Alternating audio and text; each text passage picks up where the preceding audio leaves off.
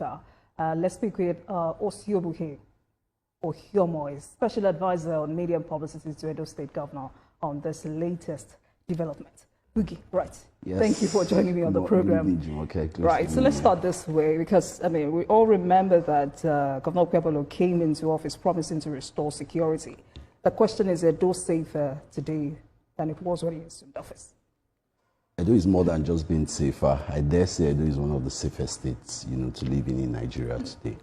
Of course, it wasn't always like that. And, some of the security challenges that states face is peculiar to several states. But due to certain strategies that the governor has been able to employ in Edo State, we're seeing a much safer space. Of course, there's no environment that is 100% crime-free. As long as you have deviance in society, there's a propensity to crime. But Governor Okhuemolo's attempt and attention to security has largely been founded on three key pillars. One, prevention.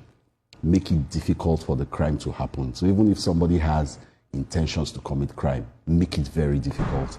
If at all the person succeeds in committing that crime, ensure that the crime will be solved. Crime situations must be solved. And finally, prosecution. You must ensure that after the crime has been solved, the perpetrators are adequately punished to give justice to the victims and to also ensure that it's like a deterrent to other people. So using those three areas, leveraging on those three areas, and of course, setting homegrown strategies, we've been able to basically manage security very. Governor Okhuemoi has been able to manage security very effectively. And in managing the security at those states, what would you identify as, your single biggest security achievement so far? Several. The stories, the stories from Edo State already paint a picture. Last week, I think it was last week or upper week, on a Sunday, a woman was kidnapped in Benin City, which was very rare. And that was why there was a huge outcry against it, because, those kind of things don't happen within the city usually. The governor gave a charge to the security agencies to ensure that those criminals were caught. And within 24 hours, it was done. Edo State used to have a serious, if you Googled Edo State and security in the past, cultism was a very major issue. This was a situation where we had cult clashes where we had as much as 30, 40, 50 young people dying. At least in the last 1 year, cultism has almost been totally eradicated. So it's just a total intervention in the security management system of Edo State. And Governor Okhuemoi, who practices what we call practical governance, homegrown solutions for homegrown problems, practical solutions for problems. The major while we can't go too deep into the specific details of the security strategies that have been employed, but on a general level, community engagement. Governor Okhuemoi has successfully helped the people understand that security is everybody's responsibility. In Edo State today, everybody is involved in the security fight. The citizens, the government, the security agencies, the corporate bodies, families, religious organizations, everybody. Some of the laws, some of the steps that he took, for example, amending the anti-kidnapping, anti-cultism law, spread culpability, spread responsibility. It's not just the people who commit the crime anymore. If you have a property as a landlord and your property is used for committing crime, or it is where crime was planned or it was hatched, the building will be brought down. And several buildings like that have been brought down. And that has put responsibility on people now to ensure that they see something, they say something. He also initiated a whistleblower policy that ensures that anybody who can provide actionable information for the police to solve a kidnapping crime gets 5 million naira. Have all these strategies worked? Because the governor's opponents, political enemies won't stop saying the governor reacts instead of staying ahead of security incidents. Like I said, Edo State is still one of the safest places. Like I said, there's no way there's a 100%. I think those are political statements. Of course. Anybody who's in Edo State will tell you. Apart from the peculiar challenges we have that is consistent with a lot of other states, the issue of banditry, which has been seriously curtailed in Edo State, there's basically almost no major security challenge that Edo State is dealing with beyond that. And what's interesting is that we're even finding out that the few incidences of banditry and kidnappings that we experience even have local collaboration. and with deeper intelligence. So how is the governor gathering. dealing with that? Of course, like I said, some of these policies is brought in the whistleblower policy that rewards people for providing information. It's beginning to expose a lot of all these local collaborators. I mean, two major prominent indigenes in Edo Central have had their buildings, of course, they've been caught and had their buildings brought down. I can't remember specifically, but there was one that happened in, I think it was Uromi, and there were key people in community. That the community, of course, the governor also initiated and reorganized the Edo State Security Corps, which is like a form of community policing. Since the conversation around community policing came up, I said the truth is a lot of states are already almost having structures like that. But of course, because of the limitations of law, there's an extent to which those units can actually be very effective. With the passage of this bill now, we expect that the bites that those bodies need, like the Edo State Security Corps, will be put in place, and that has really helped. Because I wanted to ask, if the government has made this level of progress, what's the need for the establishment of special courts? Also, while addressing that, would you also confirm if the special court will be known as Special Criminal Court 1 and will take effect from Wednesday, July 1, 2026? Okay, so I explained earlier on that the governor's approach to security is largely in three directions: prevention of the crime, if the crime happens, the solution, and thirdly, prosecution. You must prosecute the crime so that the victims can get justice and also to serve as a deterrent. A major step in that is the setting up of this special courts to try. We've had situations where, security-related crimes are taken to court and they drag on for so long. At the end of the day, nobody knows what happened.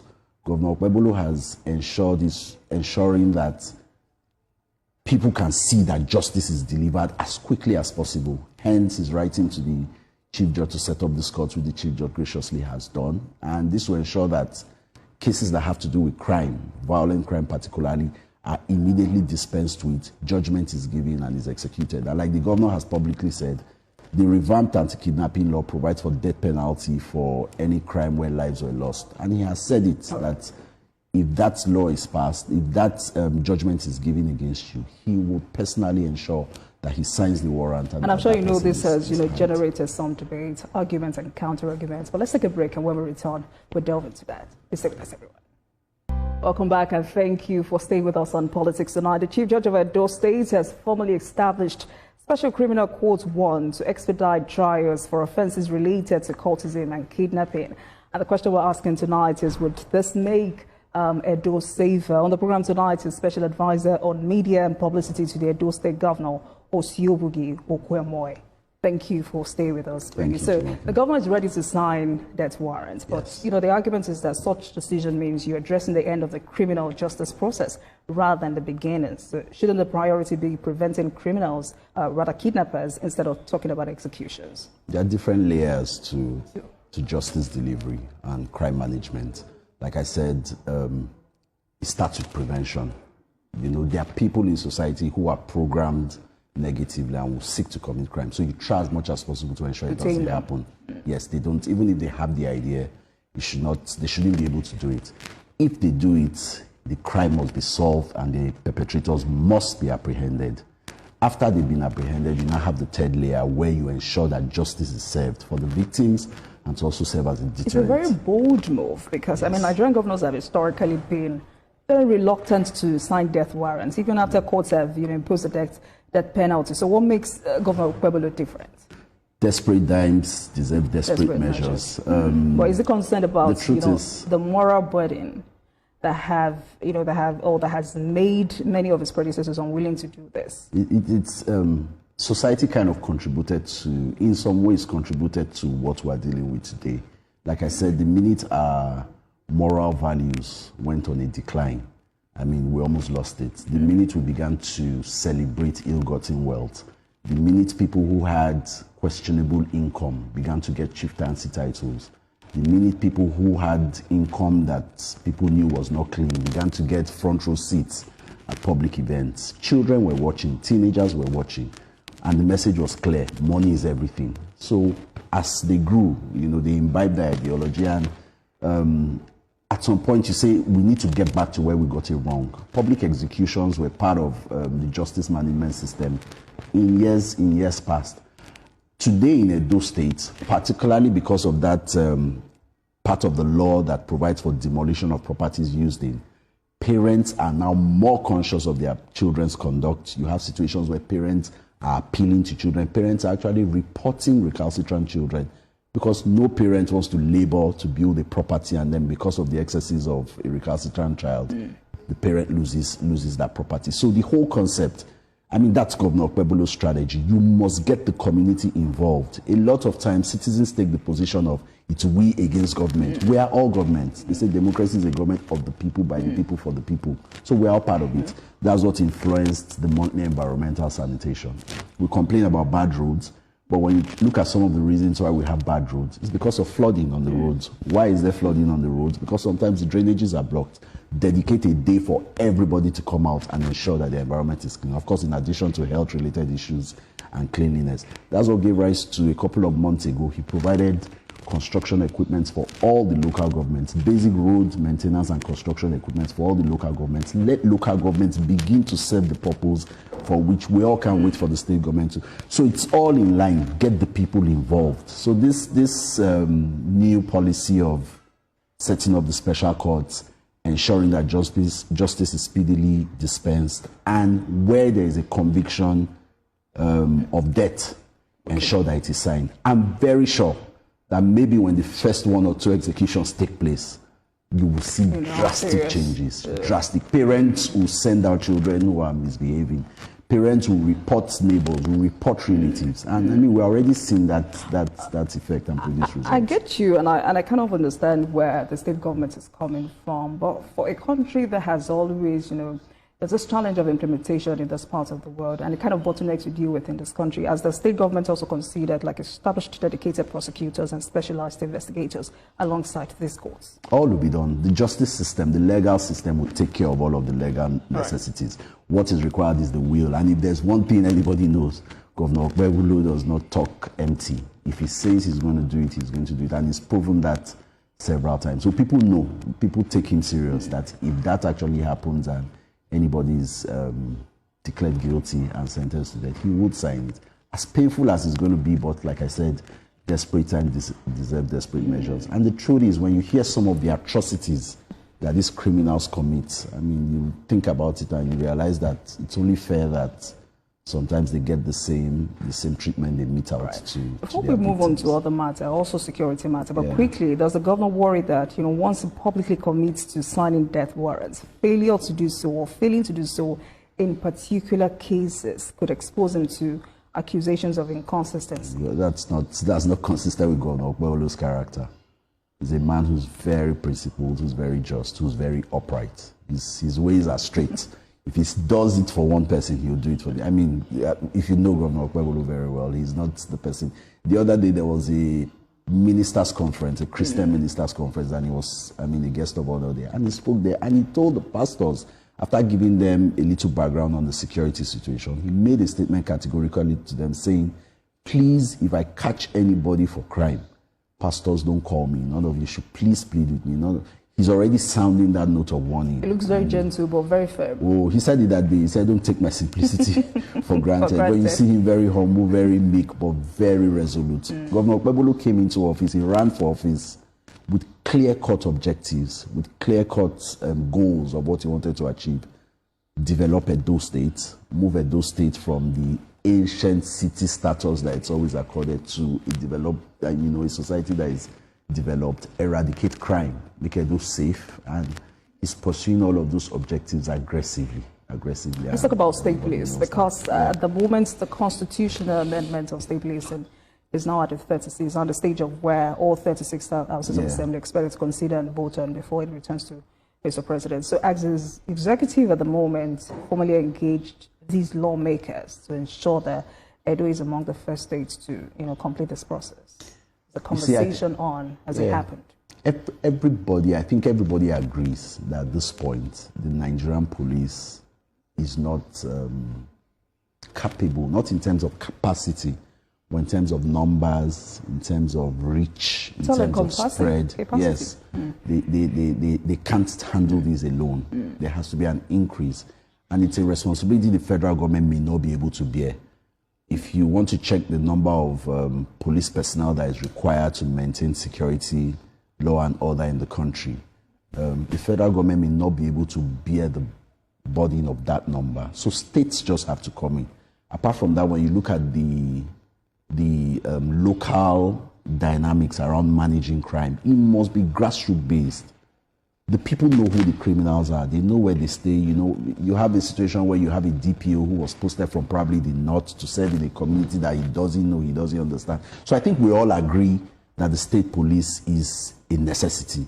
Of course, where the argument and where the contention has always been, will it be abused? Will the state governors abuse it and all of that? So I think with proper engagement, with some of the modalities and the structures that the National Assembly has put in place, I think it will check. But if state police becomes a reality, does it have the financial capacity to recruit, train, equip, and sustain such a force over the long term? A lot of states, like I said, are already managing stuff like that. Like in Edo State, we have the governor constituted, revamped, trained, and equipped the Edo State Security Corps with an initial personnel strength of 2,500, and he recently gave instructions for an extra 5,400.